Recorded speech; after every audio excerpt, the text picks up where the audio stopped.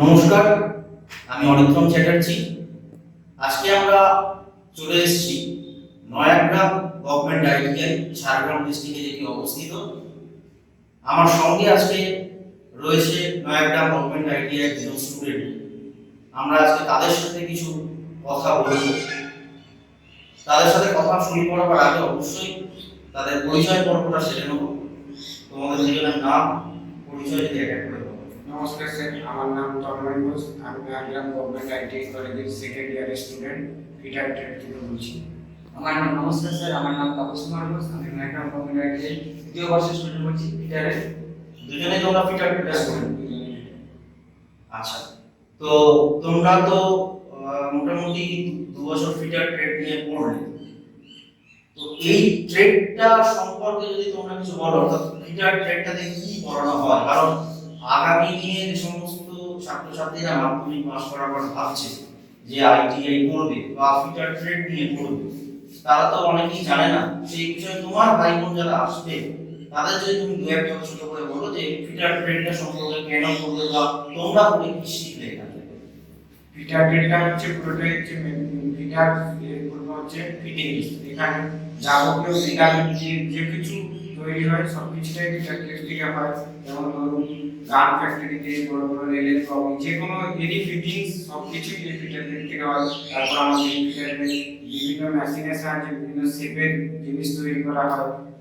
Lathe মেশিনের সাহায্যে আমরা চেম্পারিং, ফেসিং, বিভিন্ন রকম যে ডিজাইন, ওই ডিজাইনগুলো আমরা লেদ মেশিনে তৈরি করতে পারি।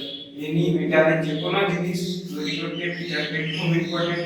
এবং এখনকার যে রেলের যে কোনো ইনস্ট্রুমেন্ট তৈরি করতে এই ফিটার ট্রেড থেকে সব কিছুই করা যায়। আচ্ছা, তো যেটা আমরা বুঝলাম যে ফিটার ট্রেডের কোন কোন জায়গাতে অ্যাপ্লিকেশন, আমাদের যে আইটিআই এর যে ক্লাস হয় সেই ক্লাসে কি কি সাবজেক্ট কিভাবে পড়ানো হয়? স্যার আমাদের প্রথমে ট্রেড থিওরি, তারপর ট্রেড প্র্যাকটিক্যাল, ইঞ্জিনিয়ারিং ড্রয়িং এবং ওয়ার্কশপ ক্যালকুলেশন আর এক্সপেরিমেন্টস, এই সাবজেক্টগুলো পড়ানো হয়।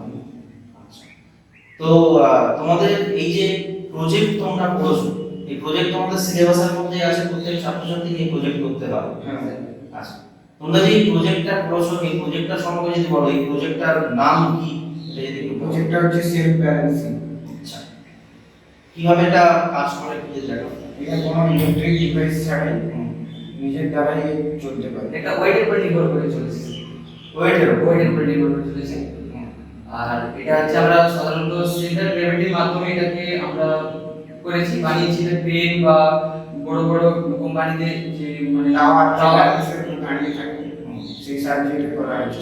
এটা বানাতে তোমাদের মোটামুটি কতদিন সময় লেগেছে? 72 ঘন্টা 3 দিন। 3 দিন সময় লেগেছে।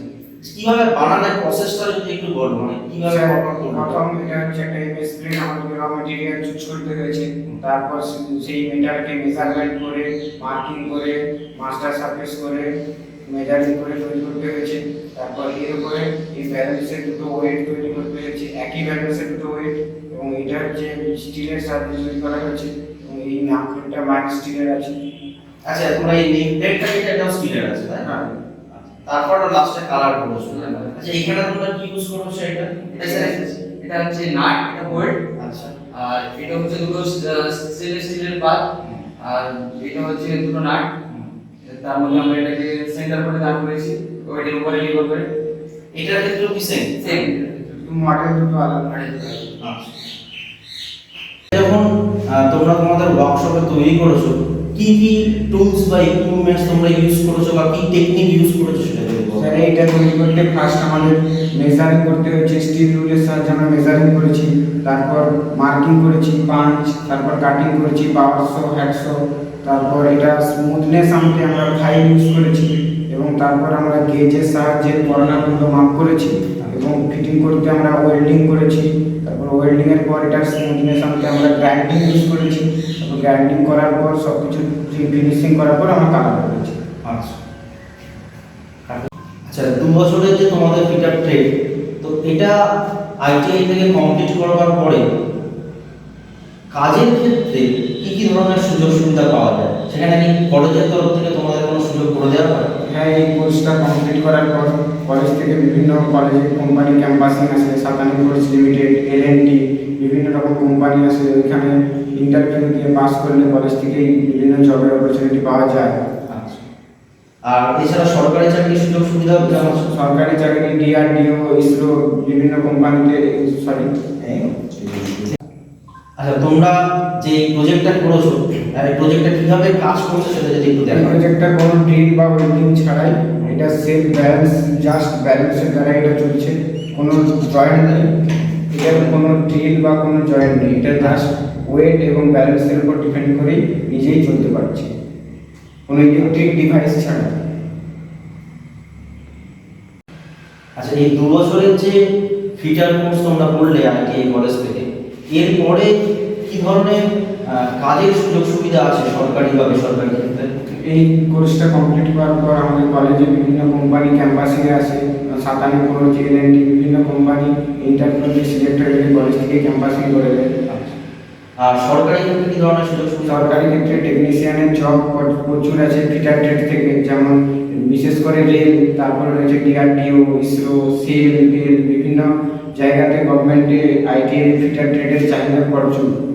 আচ্ছা, তো তাপসকে যেটা জিজ্ঞেস করবো সেটা হচ্ছে পরবর্তী ক্ষেত্রে তোমরা তো এই বছর কমপ্লিট করে ফেলবে পরীক্ষা দিয়ে, তোমার ব্যক্তিগতভাবে কি টার্গেট রয়েছে ইন ফিউচার? আমরা এখান থেকে রেজাল্ট করে গভর্নমেন্ট প্রিপারেশন জন্য ই করবো, তারপরে বিভিন্ন প্রাইভেট সেক্টর রয়েছে, তারপরে আরো নিউ মানে এডুকেশনের জন্য আমরা আরো ট্রাই করছি, ডিপ্লোমা, বিটেক, এমটেক, এগুলো এরপরে হায়ার স্টাডিজ করা যেতে পারে। আচ্ছা, ধন্যবাদ আমাদের দুজনের সাথে কথা বলে ভালো লাগলো। ফিটার ট্রেড সম্পর্কে আমরা অনেক কিছু জানতে পারলাম এবং আইটিআই সম্পর্কে আমরা অনেক কিছু তোমাদের থেকে জানতে পারলাম। আশা করি আগামী দিনে যারা আইটিআই করবার চিন্তা ভাবনা করছেন, যে সমস্ত ছেলেমেয়েরা ছাত্রছাত্রীরা আছে, তারা এখান থেকে এই কথা শুনে অনেকটা উপকৃত হবে। আমার সাথে তন্ময় এবং তাপস নয়াগ্রাম গভর্নমেন্ট আইটিআই দুজন ছাত্র ছিল। দুজনকেই তাদের ভবিষ্যৎ জীবনের শুভকামনা জানিয়ে আমরা এখানেই শেষ করছি। ধন্যবাদ। ধন্যবাদ।